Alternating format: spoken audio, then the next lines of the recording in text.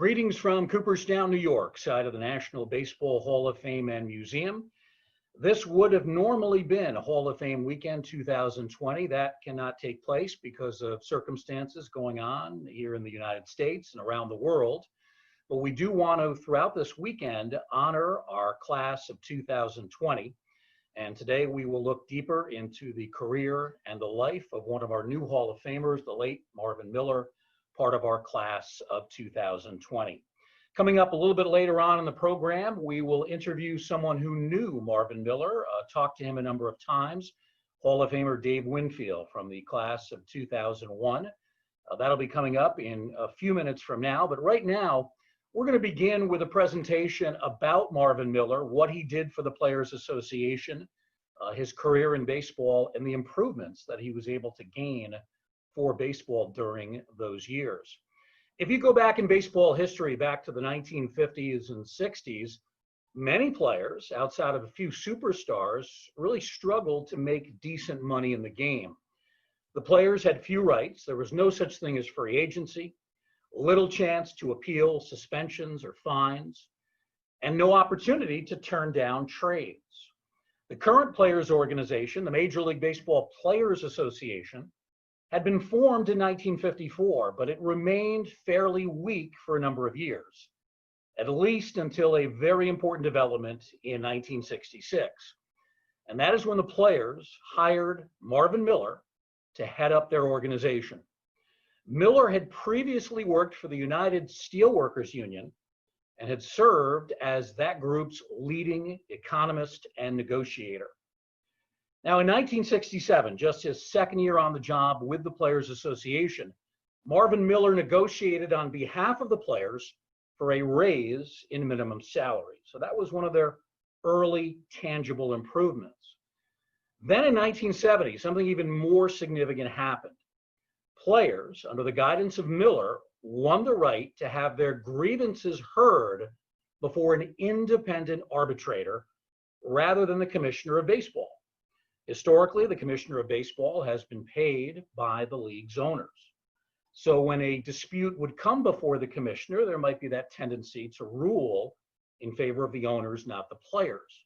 By having an independent arbitrator, this gave the Players Association a bit of a fairer chance of getting a favorable decision. In talking about Marvin Miller and his impact on the Players Association, it's really critical to talk about the relationships that he had with certain players that were willing to challenge the system. And one of those players was Curt Flood. In 1970, Curt Flood, star center fielder for the St. Louis Cardinals, teamed up with Marvin Miller, and together they challenged baseball's long-standing reserve system. Now, Flood had played for the Cardinals for 12 seasons. And then in 1969, the Cardinals traded him to the Philadelphia Phillies. For a variety of reasons, Flood was against making the switch from St. Louis to Philadelphia. Flood's main objection was that he did not want to be treated like a piece of property. And he stated that in a letter to the Commissioner of Baseball, Bowie Kuhn. We're going to read from that letter. After 12 years in the major leagues, I do not feel that I'm a piece of property to be bought and sold irrespective of my wishes. I believe that any system that produces that result violates my basic rights as a citizen and is inconsistent with the laws of the United States. Later in the letter, Flood went on to say, it is my desire to play baseball in 1970, and I am capable of playing.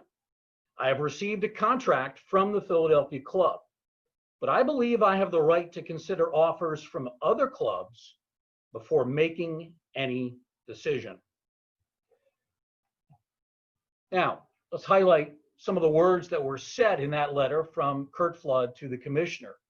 Again, after 12 years of being in the major leagues, I do not feel I'm a piece of property to be bought and sold irrespective of my wishes.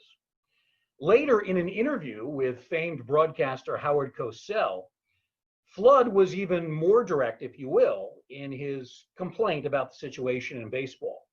And he was quoted in the interview with Cosell as saying, "A well-paid slave is nonetheless a slave." Now, this was a controversial remark for the time. A lot of fans did not like the comparison of being a baseball player to being a slave. But Flood was basically trying to make the point that although he had the benefits of being a baseball player, he could not pick and choose his employer as most employees could do at the time. He really had no veto power over trades. He had no ability to choose on his own what team he wanted to play for. So that was really his point. Now, in response, Commissioner Kuhn wrote a letter back to Curt Flood, basically telling him that it was improper that he was acting in this way. And he ordered Flood to play for the Philadelphia Phillies or simply not play at all in 1970. Well, Flood chose the latter option. He chose not to play, and he also decided to sue Major League Baseball. So here we have a document from the case. It was called Flood versus Kuhn. The case started in federal district court, and it reached the Supreme Court in 1972. The court actually sided with Major League Baseball in ruling on Flood versus Kuhn. So on the surface, this was a loss for Curt Flood and for the Players Association because Marvin Miller had given his full support to Curt Flood. You know, he had told Flood that it's going to be difficult, it's going to be hard to win, but you have my full support throughout the trial, throughout the entire process. So they end up losing the case to Major League Baseball, but that's only on the surface. In reality, Flood and Miller, they had taken the first step in a process that would shift the balance of power between owners and players. Although no active players had decided to attend the Flood trial, the court case did galvanize many of the players. Some of them became angry with the way that baseball had treated Curt Flood. The case also helped change public opinion, both with the media and with the fans. Media and fans became more sympathetic at that point to the struggles of players. The Supreme Court also came out with an interesting statement as part of its ruling. The Supreme Court said that it was the job of Congress and not the court to change the reserve clause. Now, the reserve clause essentially bound players perpetually, year after year after year, to their original major league teams. But in issuing their ruling, the Supreme Court basically saying the reserve clause, it's outdated, it needs to be changed. The court also recommended to major league owners that they consider making changes to the reserve clause in the near future before having changes thrust upon them by the American Congress. Now, even before he lost the case, Flood's career did come to an end. While his situation did not turn out well personally, he struggled in his final season with the Washington Senators, he certainly did set the stage for future success on the part of the players in their continuing battle over the reserve clause. 3 years after the Supreme Court decision comes down, these two players, they make another change. On the left, you have Andy Messersmith, and on the right, Dave McNally, two veteran pitchers. So they decide to challenge the reserve clause by playing the entire 1975 season without signing their contracts. So they refused to sign their contracts, which had automatically been renewed. They played without signing a contract. Their contention was that once they had played that entire 1975 season without a signed contract, the reserve clause would essentially be nullified, and the players would then become free agents after the 1975 season. Well, they filed a grievance against Major League Baseball. And remember, going back to what Marvin Miller did early on in his career as the head of the Players Association, he was able to get major league owners to agree that grievances would be decided by an independent arbitrator. So an independent arbitrator named Peter Seitz looked at the McNally-Messersmith fight over the reserve clause. And here's what happened. Seitz agreed with Messersmith and McNally. And he said, yes, their contracts are now null and void because they played the entire season without signing the documents. He granted free agency to both of these veteran pitchers, Messersmith and McNally. Well, the major league owners were now fearful that all players could become free agents if they did the same thing and played an entire year without signing a contract. So the owners felt like they needed to negotiate a new working agreement with the Players Association. And that's what they did. The owners and players sat down. They negotiated a compromise that would permanently alter the reserve clause. The reserve clause would still exist, but only for the first 6 years that a player was under contract to his team. After 6 years of service time, each player could then become a free agent. Now, free agency, that is something that gives much more power to the players. The players now have the right to bargain and negotiate with other teams for their services. Free agency allows players to sign multi-year contracts. Up until then, most players sign 1, maybe 2-year deals, but long-term deals, 5, 6 years, almost unheard of. Well, the effect of free agency on players' salaries has been one of the most notable and tangible results of free agency. And certainly Marvin Miller had a huge impact here because he was involved in the negotiation for this new free agent system.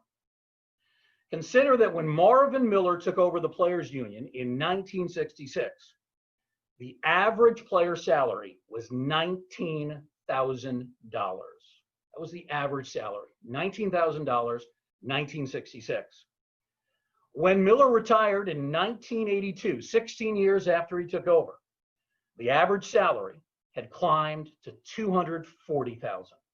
So it went from $19,000 to $240,000. And if you look at players in Major League Baseball today, well, salaries have continued to climb.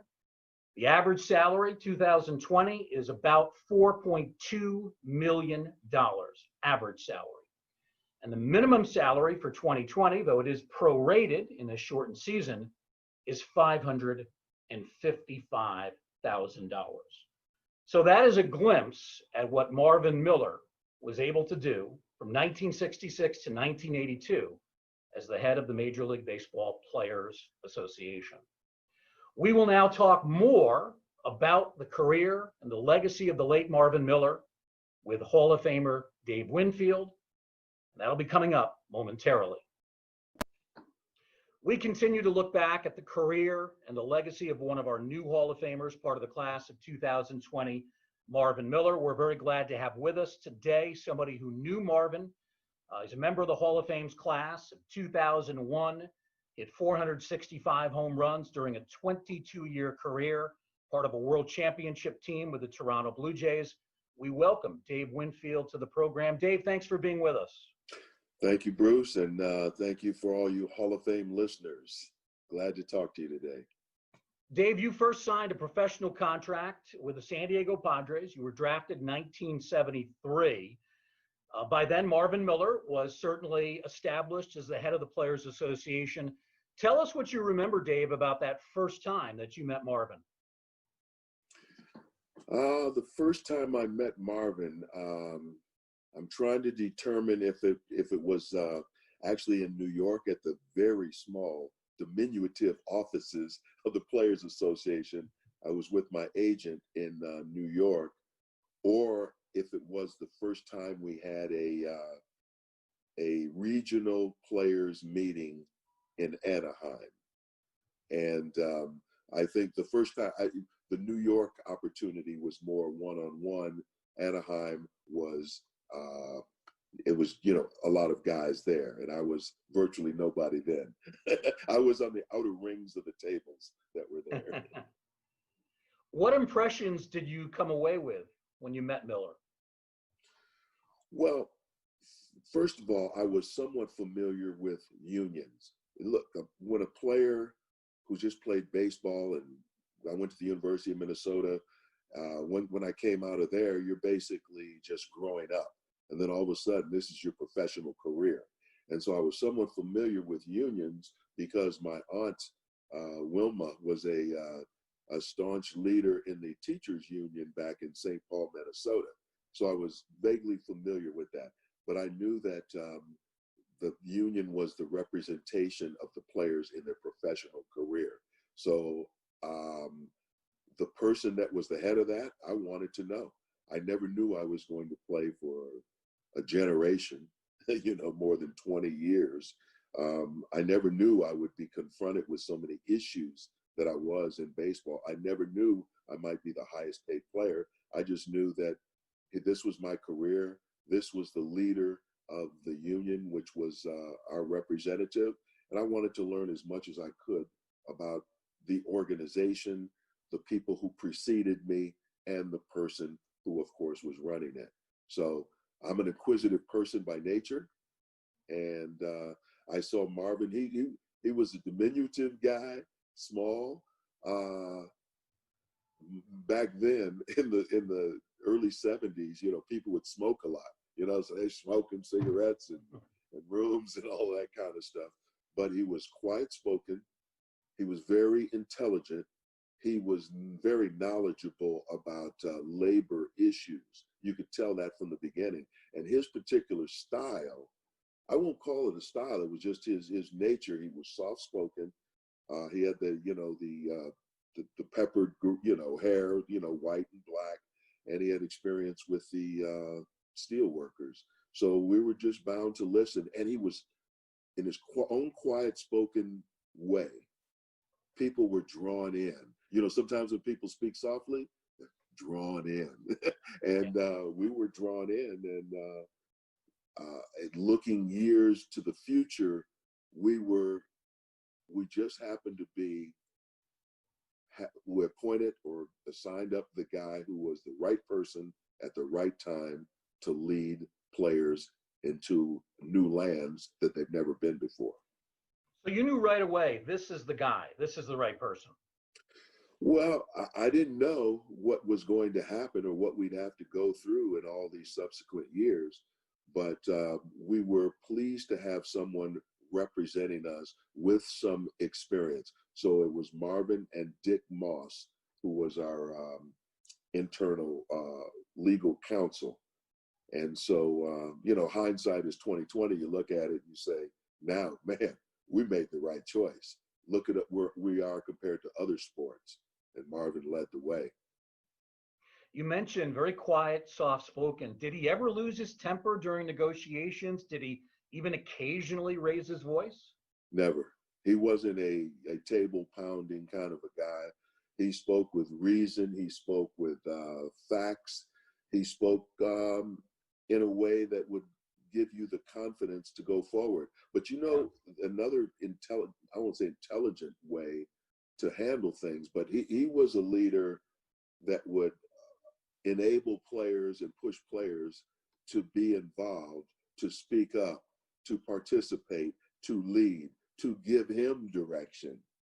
It wasn't, I know the answers, and hey, we're going over the hill right now, guys. Let's go.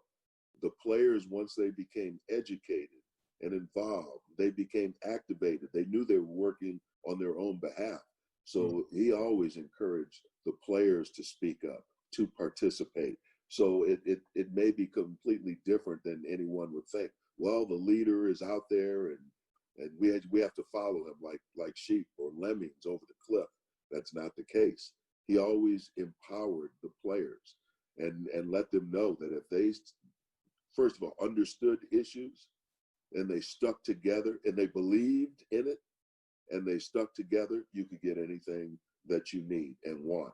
And he was all about fairness, the treatment, fairness for the players, because we're starting at a disadvantage. Without representation, Major League Baseball, the owners never had to really sit down with the players. You weren't obligated by the Labor Relations Board or anything like that. But once we had representation and formed the players' union, the organization, then they were obligated to sit down and discuss and bargain and be honest and fair, even though that's not always the case in any kind of bargaining or discussions. However, heretofore, before Marvin, they didn't have to sit down with us. And that's why everything stayed the same.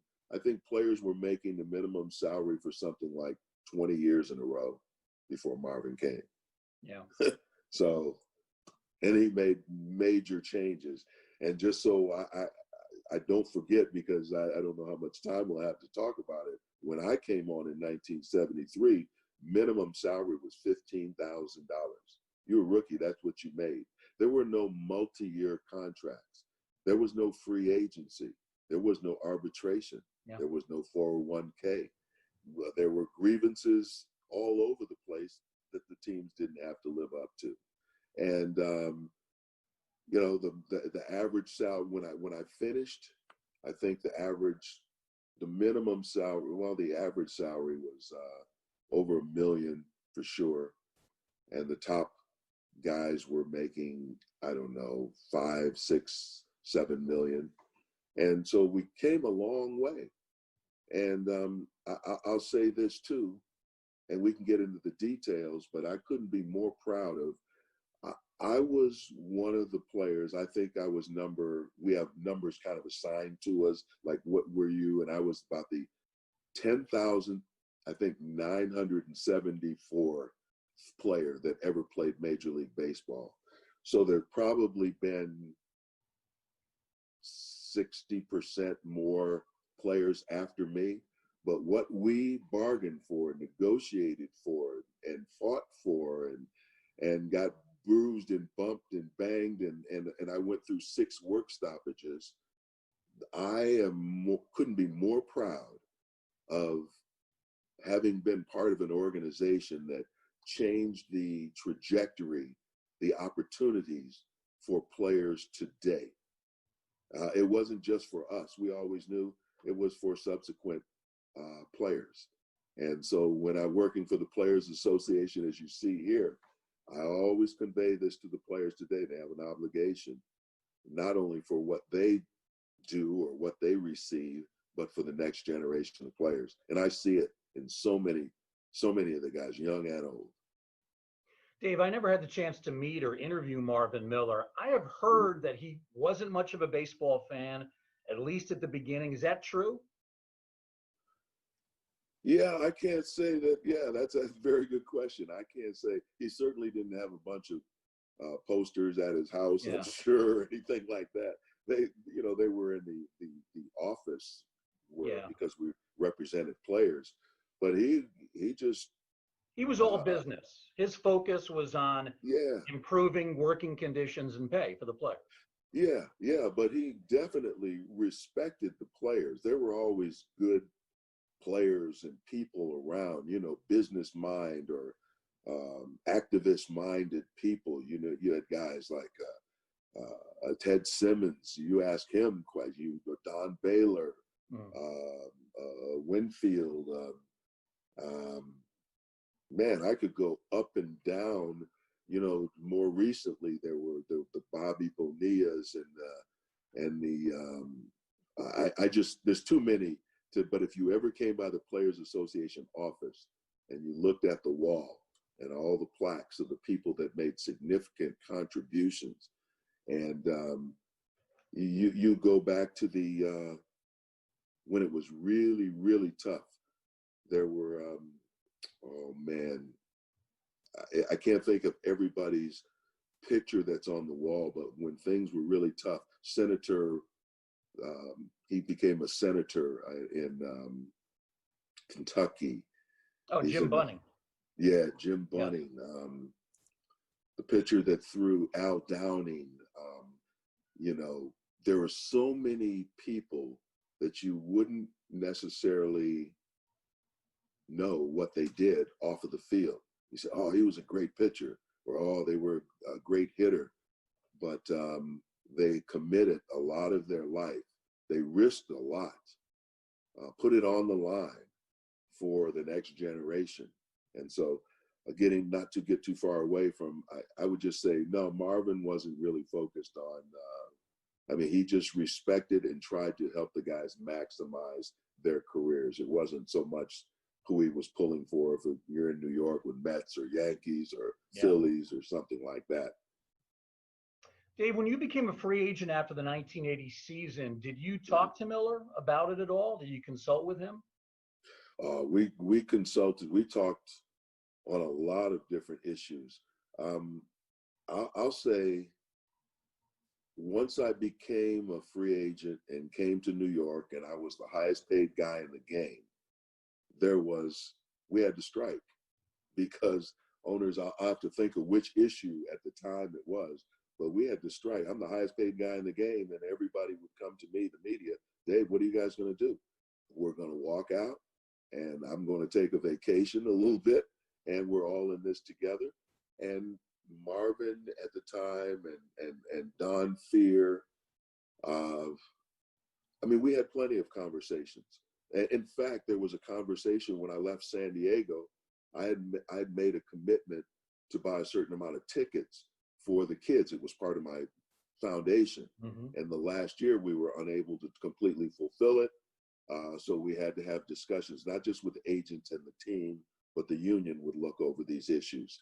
I'll give you one of the biggest issues. Early on, you were talking about Curt Flood.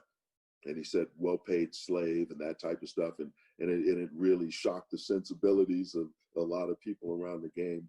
1990, when I was with the Yankees, and I had played at that time 16 years or so.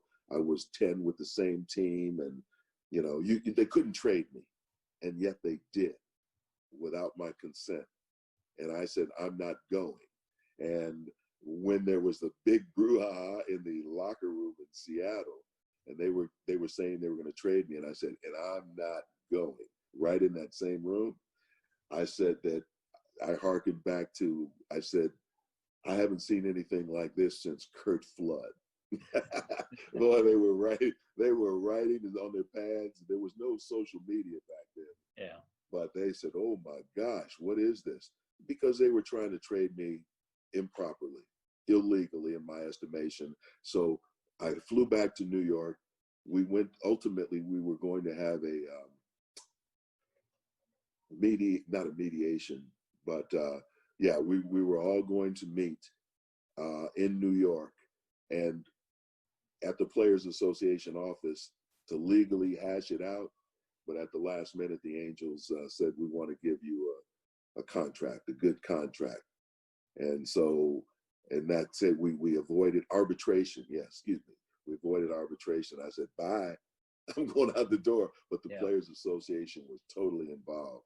So here's one more thing. When I retired after the 1995 season, and I got past the last team that I was with, Cleveland, and so I was truly a free agent. And when I retired with the Players Association by my side. I wanted to retire as a player, not a particular team. And that meant a lot to me. Marvin was there. I think Michael Weiner was there. A lot of people. But I retired alongside of the Players Association, not a team. Yeah.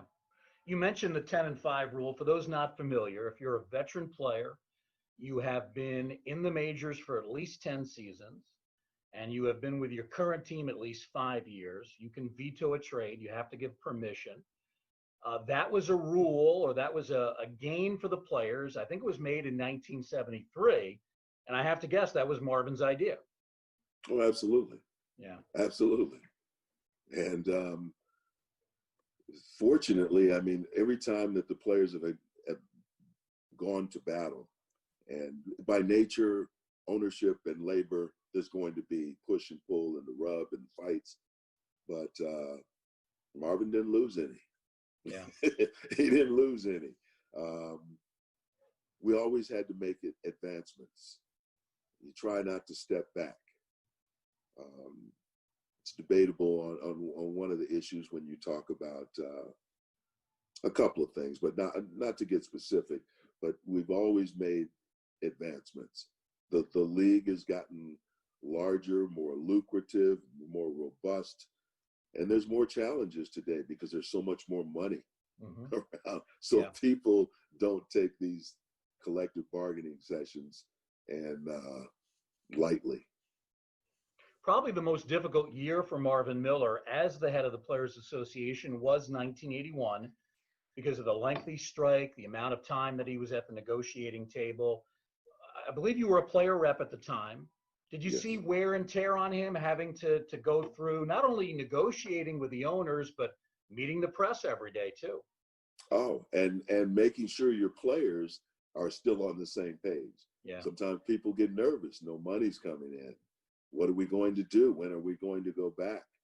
And I'll tell you, I don't know with Marvin, there's always stress and pressure. You're representing 1,000 players, 1,000 lives, 1,000 families. Now it's even more, with the 40-man rosters and 30 teams, you got 1,200 guys. And Tony Clark, think of the stresses and strains that he has to go through. And I saw, here's the key thing. There are so many player leaders. Boy, we would have some fierce discussions behind the scenes. Really. I can't even tell you. I can't even use the words. I can't tell you the width and breadth and depth of these discussions. But players would have to either rein themselves in or motivate themselves. Oh, believe me. And those are very interesting.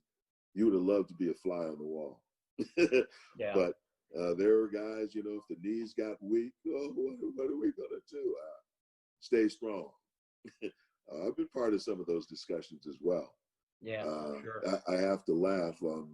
One time I had the mic, so to speak, and then when I finished and tried to, rein the guys back in and bring some order to this, I remember Eddie Murray was there. He said, "Thank you for that, Reverend Winfield." I mean, and then everybody would laugh, but nevertheless, the players kind of managed themselves. And Marvin, soft-spoken, again, he said he never really raised his voice. He just said, these are some of the options. If you do this, this might happen. If you don't proceed with this, this could happen. And then guys would figure it out. Final question for Hall of Famer Dave Winfield. Without Marvin Miller, is there any way that you could imagine how your career in baseball would have turned out differently? Would have been so different that it would have been unrecognizable? Without a union, I can't tell you where my career would have been. I would have been stifled, held back, couldn't have made a living, couldn't have become who I am today with the opportunities in front of me. And Marvin was the leader. He handed it off to Don Fear, and he led, for another, I don't know how many years, I'll say 15 or whatever. And then it was handed off to Michael Weiner, very sharp lawyer, and then it's handed off to Tony Clark when Michael passed away, unfortunately, way too soon. And I had a good relationship with all of these people. And without their knowledge, commitment, more or less seamless handoffs. There was one handoff to a guy that the players hired, and he didn't fit, and he was gone in a year. He was gone. But with the four that have been there, I can't imagine. My career would have been totally different, which means my life would have a different trajectory. So I'm eternally thankful for Marvin. I told him that we talked within a couple of weeks of his passing. Mm-hmm. And he was older and weakened and everything else, but I definitely thanked him for all he did. And so again, when he went in the Hall of Fame this year, understand, I had a tear in my eye. I was out here in Los Angeles. I heard the vote, and I was, because he deserved it long ago. And sometimes voting can be skewed for different reasons. No finger pointing, but Marvin deserved it a long time ago. Unfortunately, he didn't see it when he was alive, and but he was the man. He deserves it. All the praise for our industry goes to him. Started with him. Dave, we really appreciate your comments, your poignant thoughts on Marvin Miller. Thank you very much. My pleasure. My pleasure. Again, that's Hall of Famer Dave Winfield talking about the late Marvin Miller, part of the Hall of Fame's class of 2020. We won't have a ceremony this year, but we want to have one next year, 2021, and we expect, Dave, you'll be there as well. Absolutely. Thank you, Dave. Appreciate it. We hope you've enjoyed this virtual Legends of the Game program. Dave Winfield talking about fellow Hall of Famer Marvin Miller. Thanks for being with us. Have a great day, everybody.